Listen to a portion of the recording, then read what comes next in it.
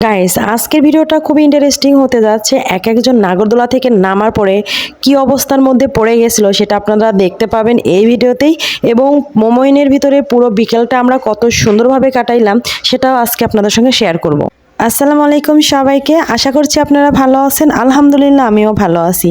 মহাস্থানগড় ঘোরাঘুরি শেষ করার পরে এখন আমরা চলে আসছি হচ্ছে মোমোইনের ইকো পার্কে। আর ইকো পার্কটা কিন্তু অনেক দারুণ, আর এর রাস্তাগুলো আমার কাছে খুবই ভালো লেগেছে। এর আগেও যদি আসা হয়েছে, তারপরে এখন চলে আসছি হচ্ছে ফ্যামিলির সাথে। আর এই জায়গাটাকে দেখতেছিলাম যে নতুন করে সাজাইছে ঈদ উপলক্ষে। জায়গাটা খুবই ভালো ছিল, মনে হচ্ছিল কোনো বিয়ের বাড়ি।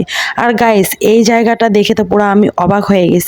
অল্প একটু জায়গাতে টিকিট নিয়ে বসে আছে, বলছে এর ভিতর ঢুকলে 10 টাকা করে টিকিট কাটতে হবে। আপনারাই দেখেন তো এইটুকু জায়গার মধ্যে কি এত বড় আছে যে 10 টাকা করে টিকিট কেটে এর ভিতরে ঢুকতে হবে। তো আমার এই জিনিসটা সবচেয়ে বেশি হাস্যকর লাগছে। আমার পিছনে একটা ছেলে দেখেন চেয়ার পেতে বসে আছে, সে টিকিটগুলো নিচ্ছিল। বাচ্চাদের এই রাইডসটা যে কে আবিষ্কার করছে তারা যদি আমি পাইতাম নবেল দিতাম, কারণ টাকা দিয়ে বাচ্চাদের বিপদ কিনে দেওয়া। আমার বাচ্চা এই খেলনাটা দেখার সঙ্গে সঙ্গে ওঠার জন্য চিল্লাচিল্লি লেগে দেয় এবং 20 মিনিট লাফালাফি করার পরে তার চেহারার দিকে আর তাকানো যায় না, পুরা ঘেমে তো শেষ। আর এদিকে এই যে আমার খালাতো বোনগুলা জীবনে উঠে নেয় নাগরদোলায়, তারা নাগরদোলায় ওঠার জন্য বায়না করছে। এখন আমার ভাই তাদেরকে নিয়ে উঠছে, আর আমি বারবার বলতেছিলাম যে তোমরা এখানে উঠো না, ওঠার পরে বুঝবা। তো যাই হোক, প্রচুর চিল্লাচিল্লি করতেছিল আর আমি বসে বসে নিচে বসে বসে এনজয় করতেছিলাম, কারণ আমার বাপু এখনো অনেক ঘোরাঘুরি বাকি আছে। নাগরদোলায় উঠে আমি মাথা ঘুরাইতে চাই না ওদের মতো আর কি, আর অতটা সাহসও আমার নাই যে ধাক্কা মারা নাগরদোলায় উঠতে হবে। এদিকে দেখেন নাগরদোলা থেকে নামার পর এক একজনের রিয়াকশান দেখেন। এটা তো মানে ভয়ে তো শেষ, আমি তো অনেক ভয় পেয়ে গিয়েছিলাম, না জানি কত কি অঘটন ঘটে ফেলে, কিন্তু না, সহি সালামত নেমে আসছে। আর এদিকে এর চেহারা দেখছেন, এর চেহারাটাই চেঞ্জ হয়ে গেছে নাগরদোলা ওঠার পরে। তবে আমার মেয়ে অনেক সাহসী, এর আগে যেহেতু উঠছে এই জন্য ওর সাহস আছে। তো যাই হোক, ইকো পার্ক ঘোরার পরে আমরা এখন প্রবেশ করতেছি হচ্ছে মোমোইনের ভিতরে। এখানে কিন্তু পার পার্সন 200 টাকা করে নিতে হয়। 200 টাকা করে কখনোই বৃথা যাবে না। 200 টাকা করে নিয়ে আপনারা ক্যান্টিন থেকে যে কোনো খাবার খেতে পারবেন টোকেন দেখিয়ে। আর আমরা যেহেতু গাড়ি নিয়ে ঢুকছিলাম এই জন্য আমাদের 1000 টাকা লেগেছে। তো আর এই সাইডটা আমার কাছে খুবই ভালো লেগেছে, যেহেতু এখন আমরা সেই ভিতরে ঢুকবো দেখার জন্য আর কি। এটা একটা 5 স্টার হোটেলের ভিতরে ঢুকবো। আর এইখানটা আমার ভালো লাগছে জন্য আমি একটু ছবি উঠায় নিলাম। আর ঈদ উপলক্ষে দেখেন সামনে কত সুন্দর ডেকোরেশন করছে। এর আগে যদিও এটা ছিল না, ঈদ উপলক্ষেই করেছে আর কি। তো ভিতরটা অনেক ঠান্ডা ছিল, আর এখন যেহেতু দিনের বেলা মানে অতটা সুন্দর লাগতেছিল না। তবে রাতের বেলা যখন লাইটিংগুলো জ্বলে তখন আরও দেখতে খুবই সুন্দর দেখা যায়।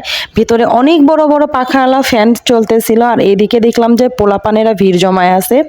পরে দেখি যে এই যে পানির ফোয়ারার সাথে দেখি এত সুন্দর সুন্দর কালারিং মাছ, যা দেখতেই ভাল লাগতেছিল খুবই।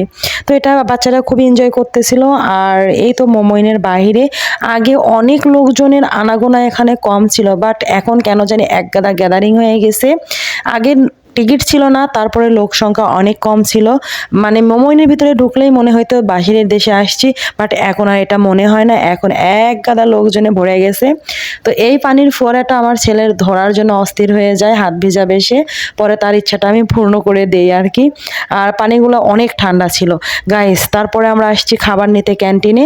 এখানে একটু সতর্ক থাকবেন যে যারা বেশি টাকার খাবার নেবেন তারা একা একা একটু নিজেদের মধ্যে হিসাব করে নেবেন, কারণ এই লোকটার সাথে আমার ছোটোখাটো ক্যাচাল হয়ে যায়। কারণ 130 টাকা উনি আমাদের বাড়ায় ধরেছিল। পরে আমি যখন হিসাব করেছি তখন দেখছিলাম যে আমাদেরকে 1100 সামথিং টাকা হয়। পরে যাই হোক, আমরা সেখান থেকে খাবার নিয়ে চলে আসি। তো 200 বা 500 টাকার খাবার নিলে এই জিনিসটা হবে না, তবে যখন বেশি টাকার খাবার নিতে যাবেন তখন হচ্ছে নিজেরা একটু ক্যালকুলেশন করে নেবেন। তো যাই হোক, আমরা মাঠের মধ্যে বসে সবাই মিলে আড্ডা দিচ্ছিলাম আর খাচ্ছিলাম। বিকালটা খুবই ভালো লাগতেছিল আমার, আর একদম চারিদিকে শুধু সবুজ ঘাস। মোমোইনের ভিতরে যেহেতু হেলিকপ্টারও নামে, এই জন্য বাচ্চারা হেলিকপ্টার দেখার জন্য প্রচুর এক্সাইটেড হয়েছিল, বাট হেলিকপ্টার কেন জানি নামেই নাই, মানে কোথায় যে হারায় গেছে, কোন দূর দেশে চলে গেছে। তো এখানে হাজার হাজার গাড়ি পার্কিং করা থাকে, যত সন্ধ্যা হয় তত গাড়ির সংখ্যা বাড়তে থাকে আর কি। তো মোমোইনের এই তো সুন্দর একটা দৃশ্য ছিল। আর রোদের সময় না এখানে গিয়ে কোথাও বসা যায় না, প্রচণ্ড গরম লাগে। তবে ঠান্ডার দিন খুবই ভালো লাগে আর কি, এনজয় করার মতো একটা জায়গা। পরিশেষে আমরা উঠলাম কোথায়, বোর্ডে, কারণ আমার বাচ্চা কাচ্চা বোর্ডে ওঠার জন্য পুরো অস্থির হয়ে গেছিলো, আমার খালাতো বোন সহ। তো বোর্ডে আমরা হচ্ছে 200 টাকা করে টিকিট কেটে সবাই মিলে উঠে যাই। সবাই মিলে বলতে হচ্ছে আমি ছিলাম, আমার ভাই ছিল, আমার বোনেরা ছিল, বাচ্চা কাচ্চা ছিল, সবাই ছিলাম আর কি, ছোট পিচ্চি বাচ্চারা যারা। আর ওদের সাথে তো আমিও এক পিচ্চি হয়ে গেছিলাম আর কি। পরে এখানে কিছু ছবি উঠাচ্ছিলাম। আর এখন তো ধীরে ধীরে সন্ধ্যা লেগে যাচ্ছিল, একটু সাইকেল রাইডিং করতে চাইছিলাম বাট পারি নাই, অনেক গরম ছিল, সাইকেল চালাইলে তো আরো অনেক গরম লাগবে। তো যাই হোক, এরপরে তো ভাই বোনের মারামারি শুরু হয়ে যায় আইসক্রিম খাওয়ানে। এর মাঝে সন্ধ্যা লেগে আসতেছিল, আর আমারও কম দামের ফোন রে ভাই, ভিডিওটা ভালো হচ্ছিল না। তো ও আমার এমন চেপে ধরছে, আমি আর ওর হাত থেকে ছুটাইতে পারতেছিলাম না। তো যাই হোক, ভাই আমার অনেক বড় হয়ে গেছে, অনেক দুষ্টামি করি আমরা দুই ভাই বোন। তো এদিকে হচ্ছে আমার ছেলে কোথায় যেন হারিয়ে গেছে, পরে দেখলাম এখানে ওই যে ঝুলে ঝুলে খেলতেছিল। তো ওরে বললাম যে নিয়ে আমরা এখানে একটু মানে ছবি উঠাই আর কি, ছবি উঠাইতে গিয়ে ভিডিও হয়ে গেছে।